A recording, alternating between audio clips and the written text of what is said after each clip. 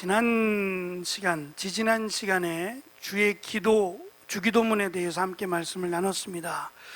이렇게 기도하라 라고 하시면서 그 기도의 제목은 하나님의 이름이 거룩히 여기심을 받으시는 거고, 하나님의 나라가 이 땅에 임하는 겁니다. 하나님의 다스림, 하나님의 통치가 이 땅에 하나님의 말씀 가운데 이루어지기를, 그리고 특별히 예수 그리스도를 믿음으로 대속을 받았다면 우리는 그 은혜를 베풀고 나누며 살아갈 것을 늘 다짐하며 기도하는 것이 주의 기도입니다. 그러니까 주기도를 외울수록, 암송할수록 내가 이렇게 살아가고 있는가를 보는 거죠. 그리고 나서 예수님은 제가 백지수표가 아니라 그랬습니다. 너희들은 구하라, 찾으라, 두드리라 라고 말씀하시면서 그냥 우리가 이 땅 가운데 살아가며 계속해서 기도할 것을 말씀하신 것뿐만 아니라 정말 간절하게 구하고 찾고 두드려야 될 것은 하늘의 비밀이라고 할 수 있는 복음에 대한 겁니다. 어떻게 하면 구원을 받을 수 있을까에 대해서 간절히 찾고 구하고 두드리라고 말씀하셨어요. 그런 자에게 성령을 주시겠다라고 하셨습니다. 그런데 이 주의 기도 또는 구하고 찾고 기도하는 것이 말과 관련되어 있어요. 속으로도 할 수 있습니다.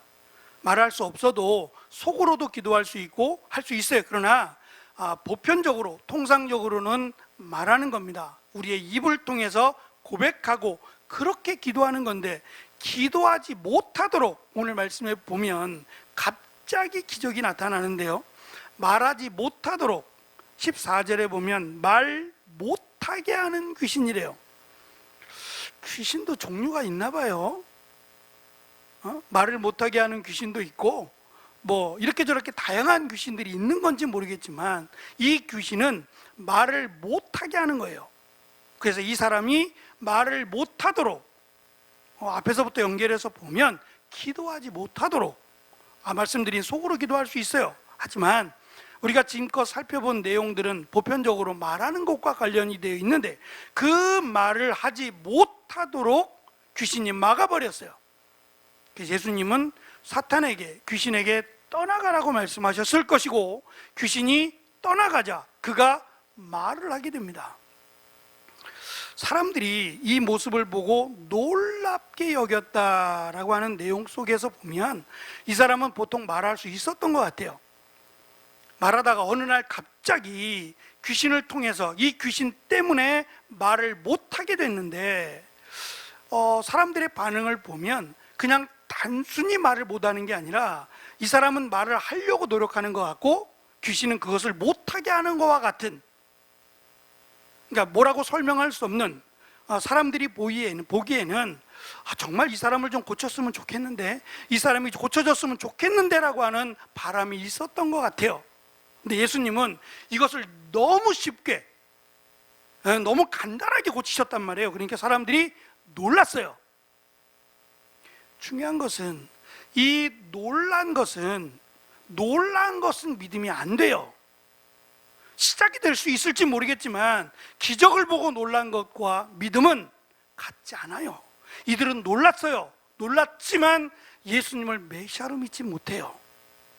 그러니까 놀란다고 해서 그것이 믿음이 되는 것은 아니다라는 것을 알 수 있는데요, 특별히 이들이 말하기를 예수님이 이 사람이 지금 귀신과 싸우고 있었던 것 같고, 예수님이 이 귀신을 너무도 쉽게 아주 간단하게 고친 것을 통해서 어떻게 해석하느냐 하면, 귀신의 왕 바알세불, 이게 자기들이 통상적으로 귀신들의 왕이 있는데 그 귀신의 왕의 이름이 바알세불이에요.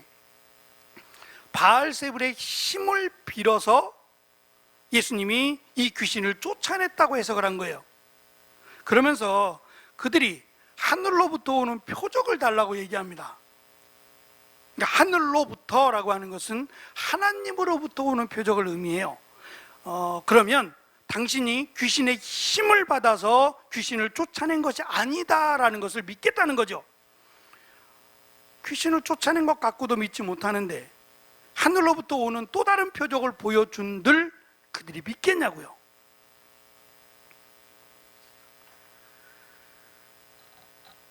오늘 말씀 15절을 보시면 그들 중에, 그러니까 바알세불의 힘을 빌려서라고 말하는 이들이 누구냐면, 같은 본문인 마태복음이나 마가복음을 참고하면 이들은 바리새인과 서기관들이다라고 밝히고 있어요.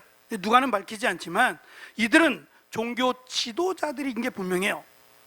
다른 사람이 아닌 종교 지도자들이에요. 하나님의 말씀을 묵상하고 하나님의 말씀을 가르치고 또 하나님의 말씀을 즐겨 한다라고 말하는 이들이 귀신을 쫓아내는 예수님을 보고 귀신 들렸다고 말하는 겁니다.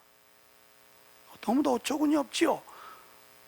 마치 그런 생각이 들었어요.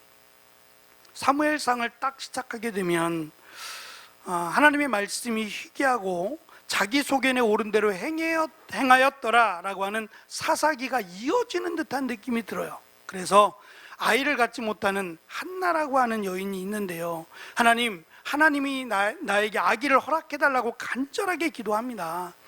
하나님은 가능하다라고 믿은 거니까요. 그래서 실로에 있는 성소에서 기도를 하는데, 당시 대제사장이었던 엘리가 한나라는 여인이 간절하게 하나님 나에게 아기를 허락해달라고 간절하게 기도하는데, 그 모습을 보고는 술에 취했다고 본 거예요.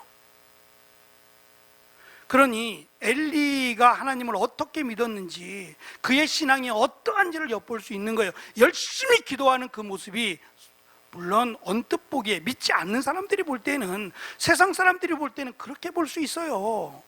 근데 적어도 하나님의 일을 하는 사람이라면, 아니 기도하고 있는 거잖아, 여기까지 와서 술 먹고 있겠냐 말이에요. 아니 기도하는 자리에서 기도하고 있는 것을 술을 먹는다는 것은 자기가 그랬기 때문이 아닐까요? 자기 자식들이 그러기 때문에 그러지 않을까요?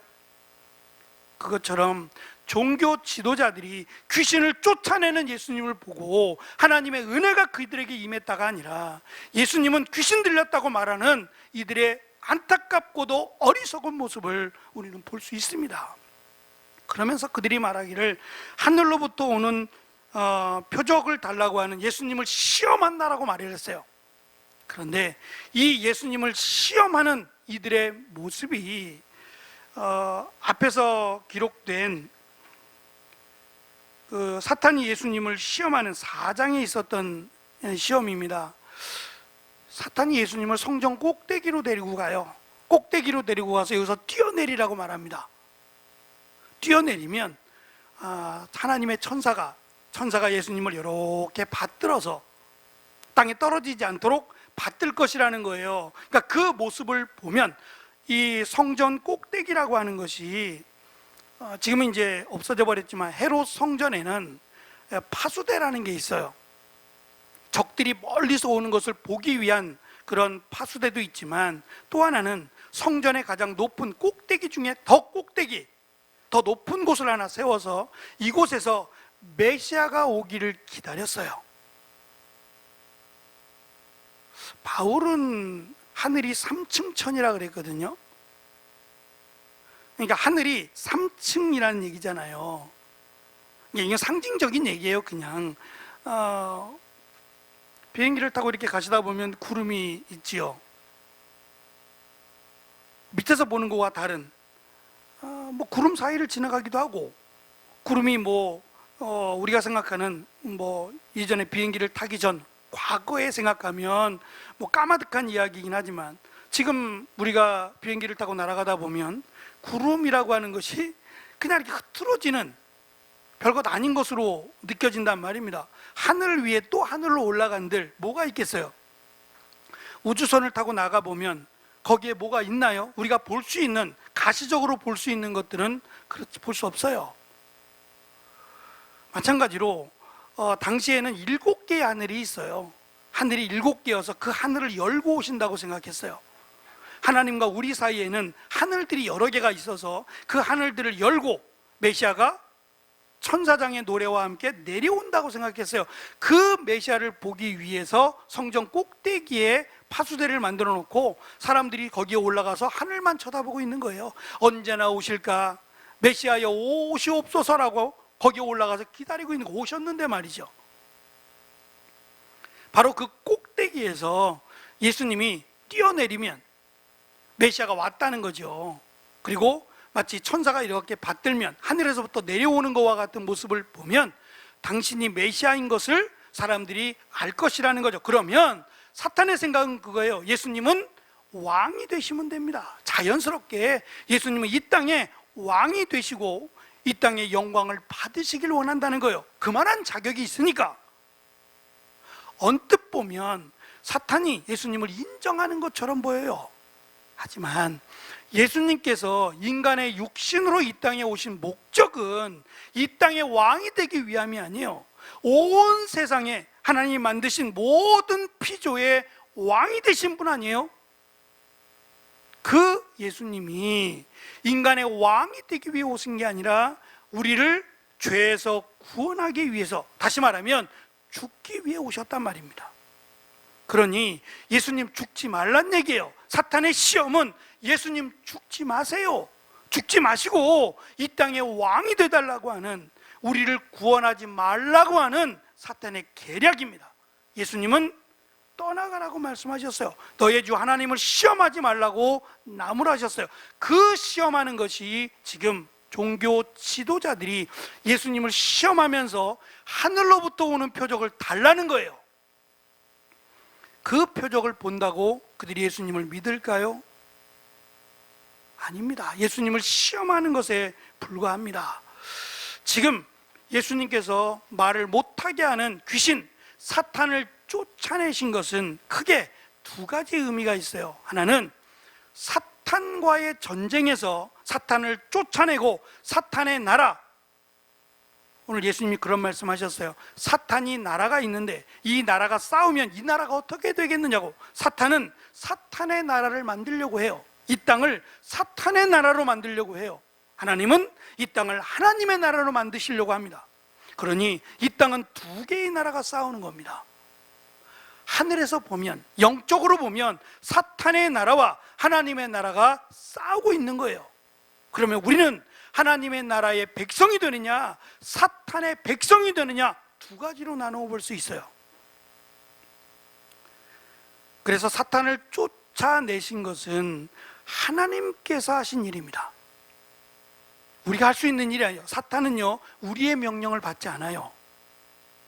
영적인 존재들이고 우리가 사탄을 이길 수 없는가, 이렇게 말하면 좀 그런데, 예수님을 믿기 전에 우리는 사탄을 이길 수 없어요. 결코 이길 수 없습니다. 그런데 우리가 예수님을 믿음으로 그 이름의 권세를 우리에게 주셨어요. 그래서 우리를 이기려면 하나님의 허락을 받아야 돼요. 마치 욥의 시험처럼 하나님이 허락하셔야 사탄이 욥을 공격할 수 있었던 것처럼, 그래서 때로는 우리가 시험을 받는 것은 하나님이 우리를 버린 게 아니라 오히려 하나님께로 가까이 가게 하기 위함일 수 있어요. 그렇듯 사탄은 우리를 마음대로 할 수 없어요. 우리는 이미 하나님의 소유된 백성이기 때문이에요. 그래서 사탄이 쫓겨나간다는 것은 하나님이 하신 일이에요. 두 번째는 이 귀신이 쫓겨나가는 일이 언제 이루어지느냐 하면, 오늘 말씀 20절을 보시면, 그러나 내가 만일 하나님의 손을, 이게 손가락이에요, 하나님의 손가락을 힘입어 귀신을 쫓아낸다면 하나님의 나라가 이미 너에게 임하셨다는 거예요. 다시 말하면 사탄이 쫓겨나가는 것이 하나님의 나라가 시작되었다는 얘기예요. 근데 그 시작을 누가 하시느냐? 예수님이 하시는 거예요. 그러니까 예수님이 오심으로 이미 사탄은 졌어요. 진싸움이에요. 예수님과 사탄이 어떻게 싸움이 되겠어요? 하나님이신 예수님을 사탄이 어떻게 이겨요? 그러니 예수님이 이 땅에 오신 그 순간부터 마치 사탄이 하늘에서부터 떨어져 내리기를 시작했다고 성경은 말씀하세요. 이미 싸움은 끝났어요. 그래서 예수님께서 요한복음에 보면 예수님께서 내가 세상을 이겼노라 라고 말씀하셔서 이길 수밖에 없는 전쟁입니다. 사탄이 쫓겨나갔다라고 하는 것은 이제 본격적으로 예수님의 사역이 시작되었음을 알려주는 것이고, 이미 하나님의 나라가 시작되었다라는 것을 증거하는 겁니다. 오늘 말씀 가운데 이 사탄과 예수님과의 싸움을 지금 설명하시는데요, 두 가지로 설명하세요. 첫째는 21절부터 23절의 내용인데요, 21절로 23절을 보시면 그런 내용이에요. 강한 자가 어떤 것을 정복하고 싸워서 이기면 그것을 차지하게 되죠. 근데 이 강한 자가, 더 강한 자가 오면 이 강한 자가 갖고 있던 모든 것을 빼앗지 않겠느냐는 설명이에요. 근데 이 설명이 동일하게, 이 내용이 이사야 49장에 있는 내용이에요. 이사야 49장은 여호와의 종에 대한 얘기예요. 여호와의 종이 이 땅에 오면 이스라엘을 이방의 빛이 되게 할 것이며 이스라엘을 구원하실 것이다 라고 하는 내용입니다. 근데 그 내용 속에서 지금 이 말씀이에요. 이사야 49장 25절을 보시면, 이는 내가 너를 대적하는 자를 대적하고 내 자녀를 내가 구원하리라는 말씀이에요. 그러니까 당시의 세력을 갖고 있는 강한 자, 용사라고 하는 자들을 지금 포로로 잡혀 있거든요. 그러니까 이스라엘 백성들은 누구도 구원할 수 없다고 생각했어요. 그런데 하나님은 여호와의 종을 보내서 내가 그들을, 그 원수들, 적들로부터 더 강한 자가 되어 그들을 구원하겠다는 약속이에요. 그러니 여기서의 강한 자는 사탄이고 더 강한 자는 예수님을 상징하는 거예요. 그것이 이사야 49장의 예언이 이루어졌다라고 하는 것을 지금 말씀하는 겁니다. 두 번째는 비유로 말씀하시는데요, 24절부터 26절입니다. 이런 내용이에요. 더러운 한 귀신이 물을 떠나, 그러니까 사람을 떠나, 그 사람을 떠나 물 없는 곳에 가서 쉬기를 원했어요.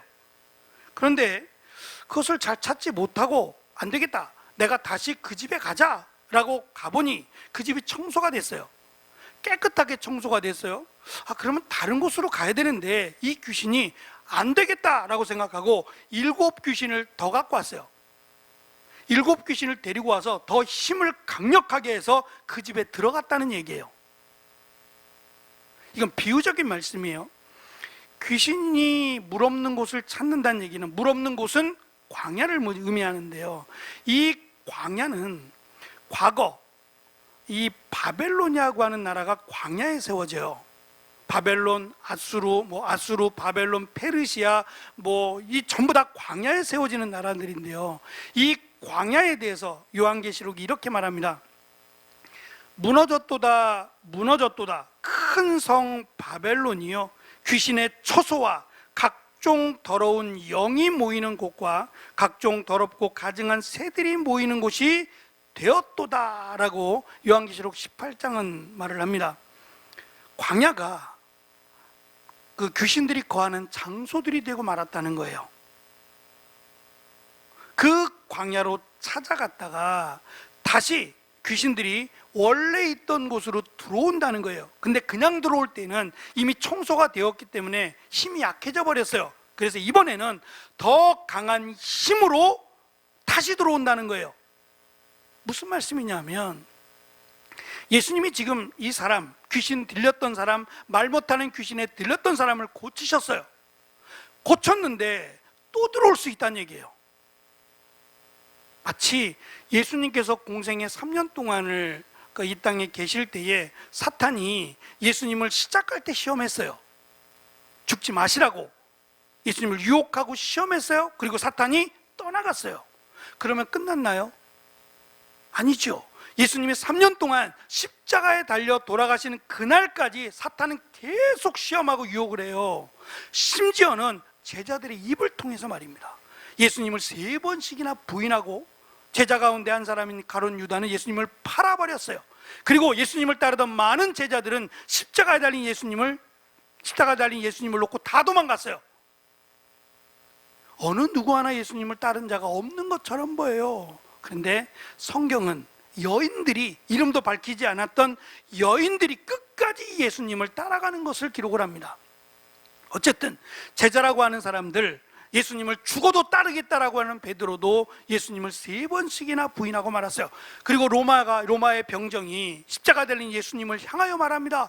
당신은 다른 사람은 구원하고 당신은 못하느냐? 당신이 만약에 하나님이면 내려와라, 십자가에서 내려오라고 말을 합니다. 그렇게 예수님이 십자가에 달려 죽으시는 것을 끝까지 방해해요. 그런데 예수님은 사탄의 유혹에 넘어가지 않고 다 이루셨다라고 말씀합니다. 마찬가지로 사탄은 우리를 내버려 두지 않아요. 그러니까 거룩이라는 것은 사실 우리와는 거리가 멀어요. 우리가 예수님을 믿음으로 하나님의 자녀가 되었습니다. 그리고 거룩한 백성이 되었어요. 그러면 우리는 더 이상 죄를 짓지 않고 살아가나요?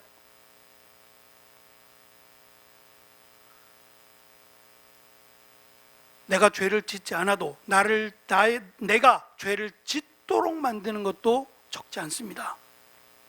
세상 가운데 눈 감고 살고 집에서만 살 수 없는 상황 가운데 누구도 나는 죄를 짓지 않아 라고 자신 있게 말할 사람은 아무도 없어요. 그런데 그것이 사탄이 우리를 내버려 두지 않는다는 말이에요.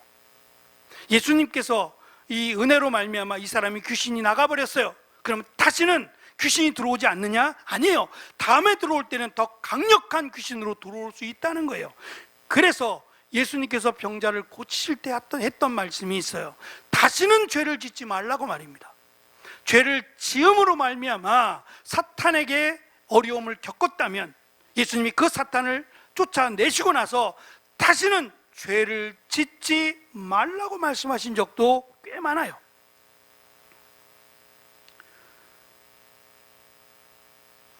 그때 이제 이 여인이 갑자기 한 여인, 이름도 밝히지 않는 한 여인이 이렇게 예수님께 이야기를 해요. 27절에 보면 당신을 뵌 태와 당신을 먹인 젖이 복이 있나이다 라고 말을 합니다. 마리아를 얘기하는 거죠. 당신을 낳은 어미가 복이 있는 여인입니다 라고 하는 얘기예요. 왜냐하면 당신 같은 놀라운 능력을 행하는 사람을 낳기 때문이라는 거예요. 이긴 통상적인 축복입니다. 당신을 낳은 여인이 복이 있습니다 라고 하는 고백이에요. 그랬더니 예수님께서 하신 말씀이에요. 그것이 복 있는 것이 아니라, 그것이 복이 아니라 진짜 복은 하나님의 말씀을 듣고 지키는 것이 진짜 복 있는 사람이다 라고 말씀을 하셨어요. 자칫 통감을 쓴 사마광이라고 하는 사람이 있어요. 이 사마광에 대한 이야기입니다. 사마광이 어릴 때에 아이들과 함께 술래잡기 놀이를 하고 있었어요.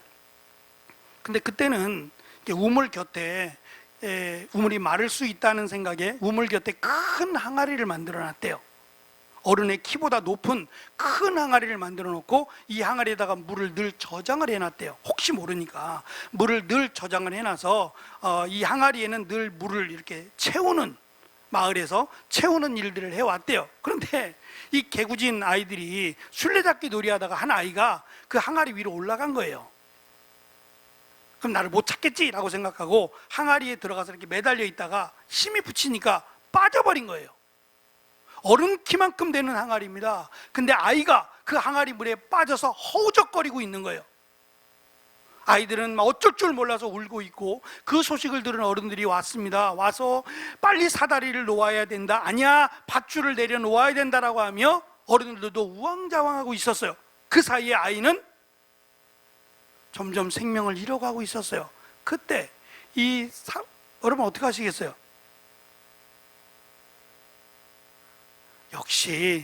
역시 지혜로우신 분들이 계시군요. 사마광, 그 어린 사마광이 우왕좌왕하는 어른들 사이에서 돌을 들어서 항아리를 던졌어요.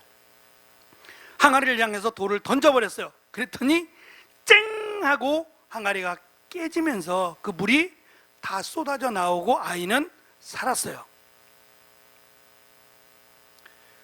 무언가의 희생을 해야 된다는 얘기를 하고 싶은 겁니다. 우리가 귀신의 세력으로부터 우리를 구원을 받으려면 당연히 예수 그리스도의 이름의 능력이 필요해요. 사탄과 싸우려면 우리 힘으로 안 돼요.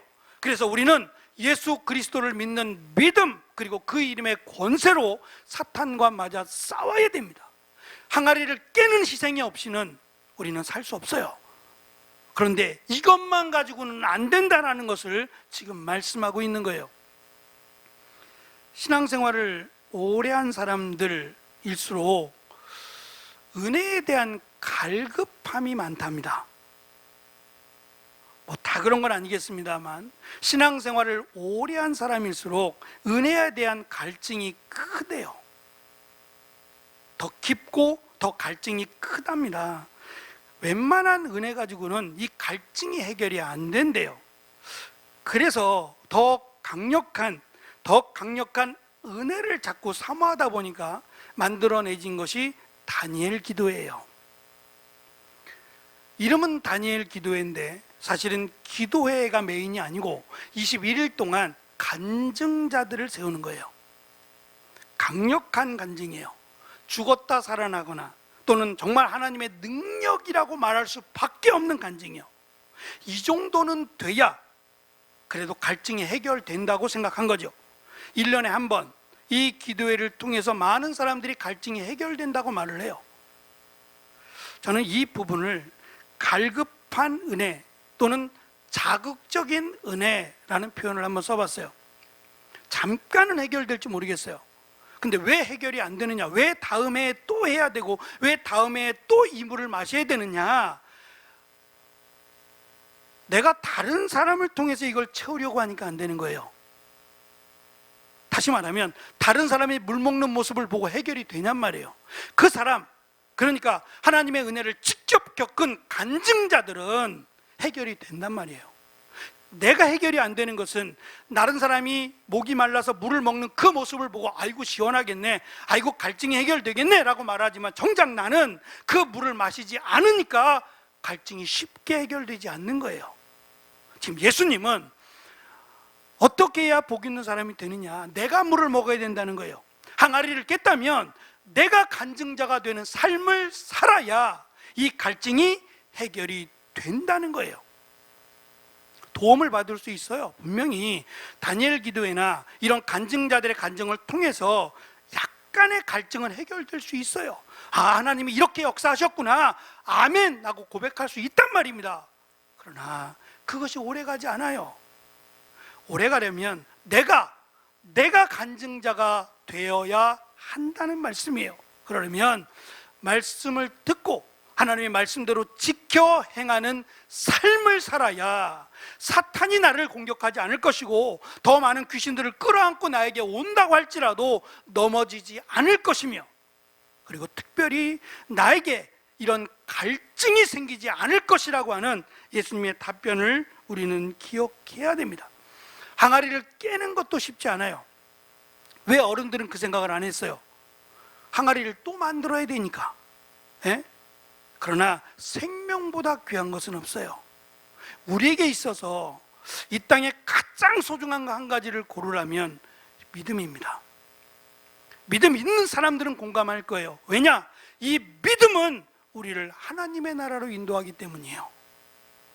여기에 계신 모든 분들은 지금 어쩌면 가장 중요한 시간일 수 있고요, 나에게 쉴 수 있는 시간일 수도 있어요. 근데 이 시간에 이 자리에 함께 예배를 드리고 있다는 것은 지금 하나님께 예배를 드리는 것이 중요하고 소중함을 알기 때문이라고 믿습니다. 그렇다면 그 소중함이란 우리가 예수 그리스도를 믿음으로 천국 간다라고 믿는 믿음이라고 여겨져요. 단순히 예배를 보는 게 아니라 내가 예수님을 믿기 때문에 하나님의 나라에 가는 것에 대해서 기뻐하고 감사하고 받은 은혜를 하나님께 예배로 드린다고 저는 믿어요. 무엇과도 믿음을 바꾸지 않으실 거라고 저는 믿어요. 저는 그것이 우리가 가진 것의 항아리를 깼다고 믿고 싶습니다. 세상과 똑같이 살지 않는 거예요. 세상이 볼 때는 어리석게 보이고 미련하게 보일지라도 우리는 항아리를 깰 만한 가치, 그 이상의 가치가 믿음의 삶을 사는 것이라고 저는 생각해요. 세상은 우리를 어리석다고 말할지 모르겠어요. 그러나 우리가 이 땅을 정리하고 하나님의 나라에 갔을 때 가장 후회하지 않을 삶은 예수님을 믿는 삶이라는 걸 저는 믿습니다. 무엇과도 바꾸지 않을, 다시 태어난다고 다시 태어나지 않겠지만 다시 우리가 무언가를 결정한다고 할지라도 이 결정만큼은 절대로 양보하지 않을 우리의 믿음이 되었으면 좋겠어요. 그랬다면 이제 항아리를 깼다면 우리는 이 믿음의 경주를 해야 되는데, 다른 사람의 경주한 것을 듣고 하는 것이 아니라 내가 말씀대로 사는 겁니다. 내가 말씀대로 살아가면서 그 안에 하나님께서 인도하시는 역사의 주인공, 간증의 주인공이 되는 겁니다. 예수님께서 지금 복 있는 사람이라고 말씀하신 것은 예수님을 보고 예수님의 능력을 보고 칭찬하는 여인이 아니라 오히려 예수님께서 말씀하신 말씀대로 살아가는 사람, 그 사람에게 하나님이 역사하시는 믿음의 증인이 되라고 하신 말씀이에요. 이것을 우리가 간증하기를 원합니다. 다른 사람의 간증이 아닌 나의 간증을 말할 수 있을 때 우리는 영적인 갈증이 해결되리라고 생각해요. 제가 금요일 날 그 말씀을 잠깐 드렸어요. 청교도, 그러니까 이 믿음의 나라를 찾아서 온 청교도인들이 세운 나라가 미국이잖아요.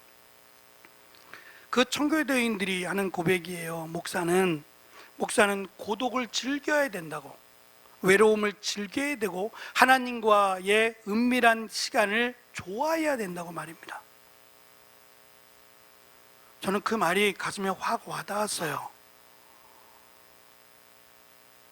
적어도 목사는 하나님과의 깊은 교제가 있어야 된다, 그것이 능력이다라고 생각하니까 그래요. 말씀을 준비하면서 어느 주석가가 이러한 글을 썼어요. 예수님에 의해 치유되고도 예수님을 따르지 않는 사람은 귀신들의 보물찾기 놀이의 대상이 되고 만다. 귀신은 보물찾기 하듯이 자기가 들어갈 집을 찾는다는 거예요. 내가 나를 내어주지 않으려면, 내가 그 귀신의 집이 되지 않도록 하려면 내 안에 말씀으로, 그리고 그 말씀을 행함으로 살아가면 귀신은 절대로 내 안에 들어올 수 없다는 것을요. 그리고 예수님 말씀처럼 예수님이 내 안에 거하시고 내가 예수님 안에 거한다면 우리는 정말 복 있는 사람이라고 생각합니다. 이 복이 멀리 있는 게 아니에요. 그 말씀을 듣고 그 말씀을 지켜 행할 때에 바로 복 있는 사람이 될 것이며, 복 있는 사람으로 이 복을 증언할 수 있는 증인이라고 생각합니다. 이 증인의 삶을 살아가는 복 있는 사람들이 되시기를 축복합니다. 기도하겠습니다.